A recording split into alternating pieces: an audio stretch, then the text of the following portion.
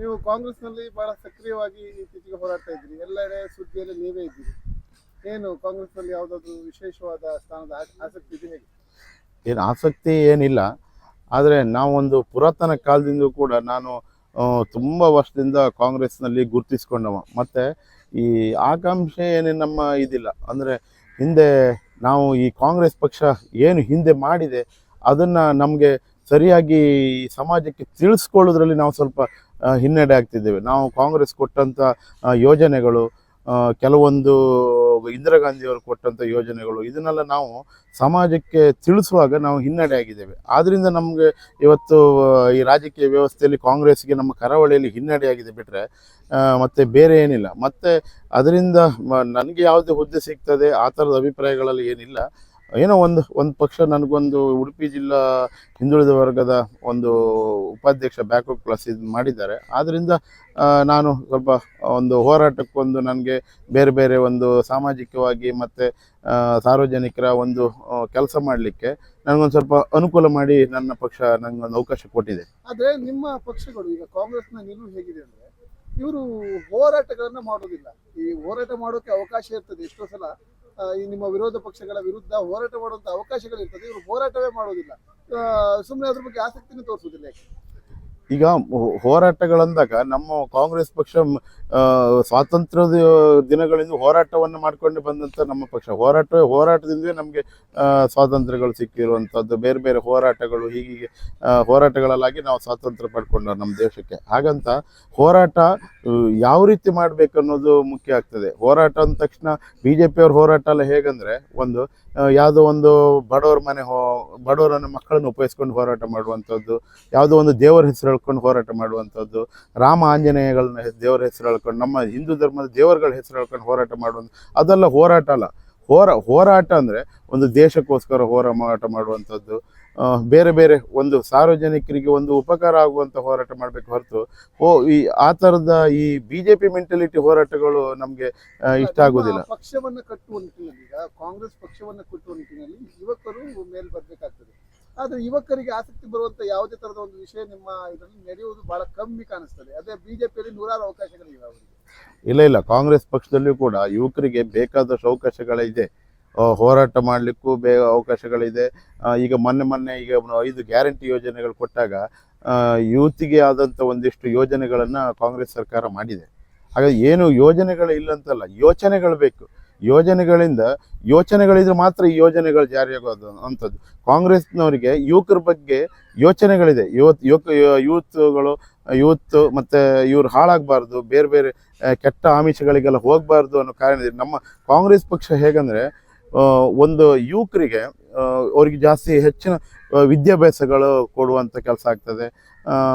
ಈಗ ಅವರಿಗೆ ಒಂದು ಮಾರ್ಗದರ್ಶಕರಾಗಿ ಆಗ್ತದೆ ಬಿಟ್ಟರೆ ಬೇರೆ ಅಂದರೆ ಈ ಬಿ ಜೆ ಪಿಯಲ್ಲಿ ದುರುದ್ದೇಶಗಳು ಇರ್ತದೆ. ದುರುದ್ದೇಶದಿಂದ ಯುವಕರನ್ನು ಉಪಯೋಗಿಸ್ಕೊಳ್ತಾ ಇದ್ದಾರೆ. ಕಾಂಗ್ರೆಸ್ನವ್ರಿಗೆ ದುರುದ್ದೇಶ ಇಲ್ಲ.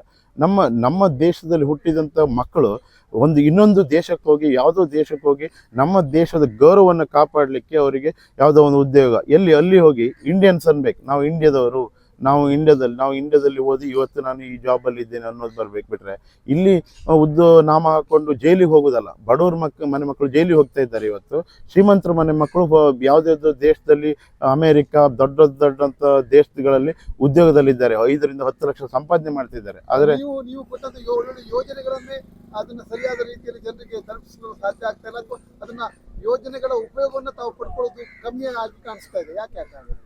ಇಲ್ಲ, ಯೋಜನೆಗಳು ಏನು ನಮ್ಮ ಸಿದ್ದರಾಮಯ್ಯವರ ಕಾಂಗ್ರೆಸ್ ಸರ್ಕಾರ ನಮ್ದು ಏನಿದೆ ಇವತ್ತು ಎಲ್ಲ ಯೋಜನೆಗಳು ಸರಿಯಾಗಿ ಮನೆಗೆ ತಲುಪ್ತದೆ. ಶಕ್ತಿ ಯೋಜನೆ ಆಗಲಿ, ಬೇರೆ ಬೇರೆ ಆಹಾರ ಇಲಾಖೆ ಯೋಜನೆಗಳಾಗಲಿ, ಅಕ್ಕಿ ಅನ್ನಭಾಗ್ಯ, ಇದೆಲ್ಲ ಕೂಡ ಸರಿಯಾಗಿ ಹೋಗ್ತಾ ಇದೆ.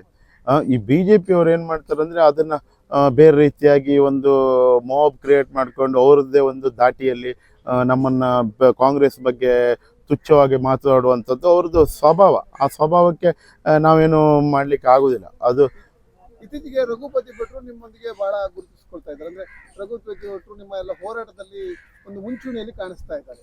ಎಲ್ಲಾದರೂ ಕಾಂಗ್ರೆಸ್ಗೆ ಬರುವಂಥ ಸಾಧ್ಯತೆ ಇದೆಯಾ ಅಂತ? ದ್ರೌಪದಿ ಭಟ್ರು ನಮ್ಮ ಜಿಲ್ಲೆ ಒಂದು 3 ಬಾರಿ ಶಾಸಕರಾದವರು, ನಮ್ಮ ದೊಡ್ಡ ನಾಯಕರವರು. ಒಂದು BJP ಪಕ್ಷದಲ್ಲಿದ್ದರೂ ಕೂಡ ಅವರಿಗೊಂದು ನಾವು ಗೌರವ ಕೊಡ್ತೇವೆ. ಯಾಕಂದರೆ ಒಂದು ಶಾಸಕರಾದರಲ್ಲಿ ನಮ್ಮ ಜಿಲ್ಲೆಯಲ್ಲಿ ಒಂದು ಎಲ್ಲ ಥರದ ಶಾಸಕರಾಗಿದ್ದಾರೆ. ಈಗ ನಮ್ಮಲ್ಲಿ ಹಾಲಾಡಿ ಶ್ರೀನಿವಾಸ್ ಶೆಟ್ಟಿ ಇರ್ಬೋದು, ಗೋಪಾಲ್ ಪೂಜಾರ್ ಅವರು ಶಾಸಕರಾಗಿದ್ದಾರೆ, ಹಾಗೆ ನಮ್ಮ ಜಯಪ್ರಕಾಶ್ ಹೆಗಡೆ ಅವರು ಶಾಸಕರಾಗಿದ್ದಾರೆ. ಹೀಗೆ ಎಲ್ಲ ನಮ್ಮ ಕ್ಷೇತ್ರದ ಉಡುಪಿ ಜಿಲ್ಲೆ ಶಾಸಕರು ಏನಿದ್ದಾರೆ ಎಲ್ಲರೂ ಒಂದು ತುಂಬ ಅಷ್ಟು ಒಳ್ಳೆಯ ವ್ಯಕ್ತಿತ್ವ ಇರುವಂಥ ಶಾಸಕರು. ಇತ್ತೀಚಿನ ದಿನಗಳಲ್ಲಿ ನಾವು ಒಬ್ಬ ತುಂಬ ಕೆಟ್ಟ ಶಾಸಕರನ್ನು ನಾವು ನೋಡ್ತಾ ಇದ್ದೇವೆ. ನಾವು ಈಗ ನಮ್ಮ ಕ್ಷೇತ್ರ ಶಾಸಕರಲ್ಲ, ಉಡುಪಿ ನಮ್ಮ ಶಾಸಕರು ಒಂಥರ ಬೇರೆ ಮನೋಭಾವನೆ, ಬೇರೆ ಇರುವಂಥ ಮನೋಭಾವನೆ, ಒಳ್ಳೆಯ ಮನೋಭಾವನೆಗಳಿಲ್ಲ. ಇವತ್ತು ಅವರನ್ನು ಬೆಳೆಸಿದವರನ್ನೇ ಅವರು ತುಳಿಯುವಂಥ ವ್ಯಕ್ತಿತ್ವ ಇರುವ ಶಾಸಕರು ಇದ್ದರೆ ಅದು. ಮತ್ತು ಅಲ್ಲಿ ದ್ರೌಪದಿ ಭಟ್ರು ಕಾಂಗ್ರೆಸ್ಸಿಗೆ ಬರುವುದಂತ ಏನಿಲ್ಲ, ಅವರು ಬಂದರೆ ಅವರಿಗೆ ನಮ್ಮ ಜಿಲ್ಲೆಯ ಹಿರಿಯ ನಾಯಕರೆಲ್ಲ ಇದ್ದಾರೆ, ದೊಡ್ಡ ನಾಯಕರಿದ್ದಾರೆ, ಅವ್ರ ಮುಖಾಂತರ ಬರ್ಬೋದು. ಅವರಿಗೆ ಬಂದರೆ ಯಾವತ್ತೇ ಬಂದರೂ ಗೌರವಪೂರ್ವಕವಾದ ಅವರಿಗೆ ಸ್ವಾಗತ ಇರ್ತದೆ. ನಾವು ಯುವ ನಾಯಕನಾಗಿ ಅವರಿಗೊಂದು ಸ್ವಾಗತ ನಮ್ಮಿಂದ ಇರ್ತದೆ. ಮತ್ತು ಹಿರಿಯರಿಂದ ಅವರು ಅವಕಾಶ ಸಿಕ್ಕಿ ಅವರು ಬಂದರೆ ನಮ್ಮ ಅಷ್ಟು ಸಂತೋಷ ಪಡುವವರು ಇನ್ನೊಬ್ಬರಿಲ್ಲ. ಈಗ ನಿಮ್ಮ ಹೋರಾಟಗಳು ಕೆಲವು ಸಲ ಎಲ್ಲ ಒಂದು ಬಹಳ ಒಂದು ವೈರಲ್ ನಲ್ಲಿ ಇರ್ತದೆ. ಈಗ ಸುದ್ದಿ ಮಾಧ್ಯಮದಲ್ಲಿ ಸಾಕಷ್ಟು ಕಡೆಯಲ್ಲಿ ನೀವು ಕಾಣಿಸ್ತಾ ಇದ್ರೆ, ಆದ್ರೆ ನಿಮ್ಮಂತ ಮುಖಂಡರು, ಕಾಂಗ್ರೆಸ್ ಮುಖಂಡರು ಕೆಲವರು ಕಾಣಿಸೋದೇ ಇಲ್ಲ. ಯಾಕೆ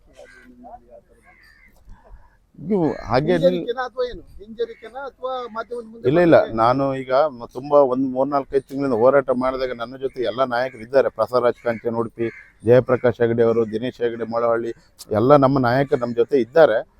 ನಾಯಕರ ಬಗ್ಗೆ ಹೇಳಿದಲ್ಲ, ಈಗ ನಿಮ್ಮ ಜೊತೆ ನಿಮ್ಮ ಊರಿನಲ್ಲಿ ಇರುವಂತ ಲೋಕಲ್ ನಾಯಕರು, ಸಣ್ಣ ಸಣ್ಣ ನಾಯಕರು ಎಷ್ಟೋ ಜನ ಇದ್ದಾರೆ. ಆದ್ರೆ ಅವರು ಈ ಹೋರಾಟ ಎಲ್ಲ ಬಂದಾಗ ಸ್ವಲ್ಪ ಕಮ್ಮಿ ಕಾಣಿಸ್ತಾರೆ. ಯಾಕೆ? ಅವ್ರಿಗೆ ಆಸಕ್ತಿ ಇಲ್ಲ ಕಾಂಗ್ರೆಸ್ ಬಗ್ಗೆ. ಈಗ ರಾಜಕೀಯ ಬಂತು, ಎಲೆಕ್ಷನ್ ಬಂತು ಅಂತ ಕೂಡ ಮುಂಚೂಣಿಯಲ್ಲಿ ಬರ್ತಾರೆ. ಅದಕ್ಕಿಂತ ಮುಂಚೆ ಅವ್ರಿಗೆ ಯಾವುದೇ ಒಂದು ಇರುವಿಕೆ ಕಾಣಿಸ್ತಾ ಇಲ್ಲ.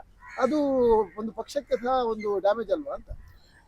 ಈಗ ನಮ್ಮ ಬ್ಲಾಕ್ ಮಟ್ಟದಲ್ಲಿ ಸ್ಥಳೀಯವಾಗಿ ನಮ್ಮ ಒಂದು ಬ್ಲಾಕ್ ಮಟ್ಟದಲ್ಲಿ ಶಂಕರ್ ಕುಂದರ್ ಅವರು ಬ್ಲಾಕ್ ಅಧ್ಯಕ್ಷರಾಗಿದ್ದಾರೆ. ನಮ್ಮ ಎಲ್ಲ ಇದರಲ್ಲೂ ಅವರು ಭಾಗವಹಿಸಿದ್ದಾರೆ. ಮತ್ತು ನಾವು ಏನೇ ಎಲ್ಲದಕ್ಕೂ ಕರೆದಾಗೂ ಬಂದಿದ್ದಾರೆ. ಅವರು ನಮ್ಮ ಜೊತೆ ಇದ್ದಾರೆ, ಹಾಗೇನಿಲ್ಲ. ಸ್ವಲ್ಪ ನಮ್ಮಲ್ಲಿ ಸ್ವಲ್ಪ ಗೊಂದಲ ಇರ್ಬೋದು, ಸ್ವಲ್ಪ ರಾಜಕೀಯ ನಾವು ಇದ್ದಾರೆ. ನಾವು ಸ್ವಲ್ಪ ಯೂತ್ನೆಲ್ಲ ಸ್ವಲ್ಪ ಸೆಳೆಯೋದ್ರಲ್ಲಿ ನಾವು ಸ್ವಲ್ಪ ಹಿನ್ನಡೆ ಆಗಿರ್ಬೋದು, ಇಲ್ಲ ಅಂತ ಏನಿಲ್ಲ. ನಮ್ಮ ಪಕ್ಷ ಸ್ವಲ್ಪ ಯುವಕರನ್ನ ಸೆಳೆಯೋದ್ರಲ್ಲಿ ಹಿನ್ನಡೆ ಆಗಿರ್ಬೋದು. ಅದು ಮುಂದಿನ ದಿನದಲ್ಲಿ ನಾವು ಅದನ್ನು ಸರಿಪಡಿಸ್ಕೊಳ್ತೇವೆ, ಒಂದು ಅಭಿಪ್ರಾಯ ಇದೆ. ಅದು ಕೂಡ ಚರ್ಚೆ ಹಂತದಲ್ಲಿ. ಮತ್ತು ಇವತ್ತು ಯುವ ನಾಯಕರೆಲ್ಲ ಮೊನ್ನೆ ನಮ್ಮ ಯೂತ್ ಕಾಂಗ್ರೆಸ್ ಚುನಾವಣೆಗಳಲ್ಲಿ ಆಗಿದೆ, ಆಗ 100 ಯುವಕರು ಬಂದು ಸೇರ್ಕೊಂಡಿದ್ದಾರೆ. ಮುಂದಿನ ದಿನದಲ್ಲಿ ಸೇರ್ಕೊಳ್ತಾರೆ, ಮತ್ತೆ ಸೇರಿಸ್ಕೊಳ್ಳೋ ಎಲ್ಲ ಪ್ರಯತ್ನಗಳು ಮಾಡ್ತೇವೆ ನಾವು.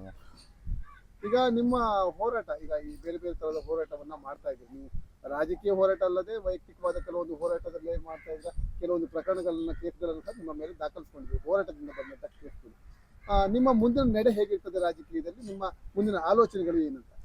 ಈಗ ರಾಜಕೀಯದಲ್ಲಿ ನಾವೀಗ ಒಂದು ಉಡುಪಿ ಜಿಲ್ಲಾ ಉಪಾಧ್ಯಕ್ಷರಾಗಿದ್ದೇನೆ. ಒಂದು ವಿಂಗಲ್ಲಿ, ಒಂದು ಬ್ಯಾಕ್ವರ್ಡ್ ಕ್ಲಾಸ್ ಕಮ್ಯುನಿಟಿಯಲ್ಲಿ ಒಂದು ಕಾಂಗ್ರೆಸ್ ಸಮಿತಿಯಿಂದ ನಾನೊಂದು ಉಪಾಧ್ಯಕ್ಷ ಆಗಿದ್ದೇನೆ ಈಗ. ಆದ್ದರಿಂದ ಮುಂದಿನ ಹೋರಾಟ ಪಕ್ಷದಲ್ಲಿ ಹೋರಾಟ ಮಾಡುವಾಗ BJP ಕಾಂಗ್ರೆಸ್ ರಾಜಕೀಯ ಪಕ್ಷಗಳ ನಡುವೆ ಜಿದ್ದಿ ಇರುವಾಗ ನಾನು ಅದರ ವಿರುದ್ಧ ಹೋರಾಟ ಮಾಡಿದೆ. ಮತ್ತು ಸಾಮಾಜಿಕವಾಗಿ ಮತ್ತು ಯಾರಿಗೂ ಅನ್ಯಾಯ ಆದಾಗ, ಸಮಸ್ಯೆ ಆದಾಗ ನನ್ನನ್ನು ಕೇಳ್ಕೊಂಡು ಬಂದಾಗ ನಾನು ಅವ್ರ ಜೊತೆ ನಿರಂತರವಾಗಿ ನಿಲ್ತೇನೆ. ಯಾವುದೇ ರಾಜಿ ಇಲ್ಲ, ಯಾವುದೇ ಪಕ್ಷ ಇಲ್ಲ, ಯಾವುದೇ ಪಾರ್ಟಿ ಇಲ್ಲ. ಈಗ ಮೊನ್ನೆ ಒಂದು ಬ್ಯಾಂಕ್ ವ್ಯವಸ್ಥೆಯಲ್ಲಿ 100 ಜನರಿಗೆ 1000 ಅನ್ಯಾಯ ಆದಾಗ ನಾನು ಯಾವುದೇ ಪಕ್ಷ ಪಾರ್ಟಿ ನೋಡಲಿಲ್ಲ, ನೇರ ನಿಂತಿದ್ದೇನೆ.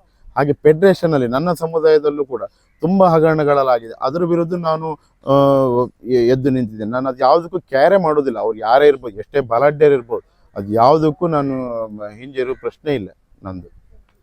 ಈಗ ನಿಮ್ಮ ಪಕ್ಷದವರು ನೀವೆಲ್ಲರೂ ಒಂದು ಒಗ್ಗಟ್ಟಿನಿಂದ ಹೋರಾಟ ಶುರು ಮಾಡಿದ್ರೆ ಒಳ್ಳೆಯ ಒಂದು ಕಾಂಗ್ರೆಸ್ನಲ್ಲಿ ಒಂದು ಹೊಸ ಬದಲಾವಣೆ ಕಾಣಿಸ್ತಾ ಇದೆ. ನಿಮ್ಮಂತ ನಾಯಕರು ಕಾಂಗ್ರೆಸ್ಗಳಿಗೆ ಬೇಕು, ಅಂದ್ರೆ ಕಾಂಗ್ರೆಸ್ನಲ್ಲಿ ಹುಟ್ಟಬೇಕು ಇನ್ನು 100, ಅಂದ್ರೆ ಆಗ ಮಾತ್ರ ಪಕ್ಷ ಬೆಳೆಯಕ್ಕೆ ಸಾಧ್ಯ ಆಗ್ತದೆ. ಈ ನಿಟ್ಟಿನಲ್ಲಿ ಏನು ಕ್ರಮ ಕೈಗೊಳ್ತೀರಿ, ಏನು ಕೆಲಸವನ್ನ ಮಾಡಲಿಕ್ಕೆ? ಈಗ ನಾಯಕರು ಬೇಕು. ಈಗ ಯೂತ್ ಮೇಲ್ಬರಕ್ಕಾದ್ರೆ ನಮ್ಮಂಥ ಯೂತಿಗೆ ಸ್ವಲ್ಪ ಹಿರಿಯ ನಾಯಕರ ಅಂತ ಗೈಡ್ಲೈನ್ಸ್ಗಳು ಬೇಕು. ಈಗ ನಾವು ನನಗೊಂದಿಷ್ಟು ಹಿರಿಯ ನಾಯಕರಿದ್ದಾರೆ. ಆ ಹಿರಿಯ ನಾಯಕರ ಅವರ ಮಾರ್ಗದರ್ಶನದಲ್ಲಿ ಹೋಗ್ಬೇಕಾಗತ್ತೆ. ನಾವಿನ್ನು ಯುವಕರು, ನಾವು ಒಂದೊಂದು ಬಾರಿ ನಾವು ಏನೋ ಮಾಡಿಬಿಡ್ತೀವಿ. ನಾವು ಏನೇನೋ ಒಂಥರ ಇದಕ್ಕೆ ಹೋಗ್ಬಿಡ್ತೀವಿ, ಬೇಗ ವೈಬ್ರೇಷನ್ ಆಗಿಬಿಡ್ತೀವಿ. ನಾವು ಆನ್ಸರ್ ಮಾಡ್ತೀವಿ, ನಮಗೆ ಉತ್ತರ ಕೊಡ್ಲಿಕ್ಕೆ ಗೊತ್ತಾಗೋದಿಲ್ಲ. ಆವಾಗ ನಮಗೆ ಮಾನನಷ್ಟಗಳು ಬೇರೆ ಬೇರೆ ಇದೆಲ್ಲ ನಮ್ಮ ಮೇಲೆ ಬೀಳ್ತವೆ. ಆದ್ದರಿಂದ ನಾನು ಹಿರಿಯ ನಾಯಕರ ಮಾರ್ಗದರ್ಶನದಲ್ಲೇ ನಾವು ಹೋಗುವಂಥದ್ದು ಕೆಲವೊಂದು ಸನ್ನಿವೇಶ ಸಂದರ್ಭಗಳಲ್ಲಿ. ಸಾಕಷ್ಟು ವಿಚಾರವನ್ನು ತಿಳಿಸಿದ್ರಿ. ಕೊನೆಯದಾಗಿ ಹೇಳೋದಾದ್ರೆ ಕೊನೆಯದಾಗಿ ನಾನು ಹೇಳೋದಾದ್ರೆ ನಮ್ಗೀಗ ನಾವು ಉಡುಪಿ ಜಿಲ್ಲೆ ಒಂದು ವ್ಯವಸ್ಥಿತವಾದಂಥ ಒಂದು ಪಕ್ಷದಲ್ಲಿ ನಾನು ಗುರುತಿಸ್ಕೊಂಡಿದ್ದೇನೆ. ನಾನು ಮುಂದಿನ ದಿನದಲ್ಲಿ ಎಲ್ಲ ನಮ್ಮ ಇಡೀ ಜಿಲ್ಲೆಯಾದ್ಯಂತ ಎಲ್ಲ ಕಡೆಯೂ ಕೂಡ ನಾನು ವಿಸಿಟ್ ಮಾಡಿ ಎಲ್ಲ ಬ್ಲಾಕ್ ಮಟ್ಟದಲ್ಲಿ ಕಾರ್ಯಕ್ರಮಗಳನ್ನು ಮಾಡಿ ನಮ್ಮ ಹಿಂದುಳಿದ ವರ್ಗದ ಏನು ಇವತ್ತು ನಾನು ಉಪಾಧ್ಯಕ್ಷ ಇದ್ದೇನೆ ಅದೆಲ್ಲ ಇಡೀ ಜಿಲ್ಲೆಯ 10 ಬ್ಲಾಕ್ ಏನಿದೆ ಎಲ್ಲ ಬ್ಲಾಕ್ಗಳಲ್ಲೂ ನಮ್ಮ ಹಿಂದುಳಿದ ವರ್ಗವನ್ನು ಪ್ರಬಲವಾಗಿ ಮಾಡಿ ಒಂದು ದೊಡ್ಡ ಸಮಾವೇಶ ಮಾಡಬೇಕು ಅನ್ನುವ ಒಂದು ನಮ್ಮ ಮಾನ್ಯ ಕರ್ನಾಟಕ ರಾಜ್ಯ ಮುಖ್ಯಮಂತ್ರಿಯವ್ರನ್ನ ಕರೆಸಿ ಒಂದು ದೊಡ್ಡ ಹಿಂದುಳಿದ ವರ್ಗದ ಸಮಾವೇಶ ಮಾಡಬೇಕಂತ ಒಂದು ಉದ್ದೇಶ ಇದೆ ನಂದು. ಇನ್ನೊಂದು 2-3 ತಿಂಗಳಲ್ಲಿ ಅದೊಂದು ನಂದು ದೊಡ್ಡ ಕನಸಾಗಿದೆ. ಅದು ಮಾಡಬೇಕಂತ ಒಂದು ಭಾವನೆ ಇದೆ. ನಿಮ್ಮ ಹೆಸರು ಮತ್ತೆ ಪದನಾಮ? ನನ್ನ ಹೆಸರು ಕೋಟ ನಾಗೇಂದ್ರ ಪುತ್ರನ್. ನಾನು ಉಡುಪಿ ಜಿಲ್ಲಾ ಹಿಂದುಳಿದ ವರ್ಗದ ಕಾಂಗ್ರೆಸ್ ಸಮಿತಿ ಉಪಾಧ್ಯಕ್ಷ.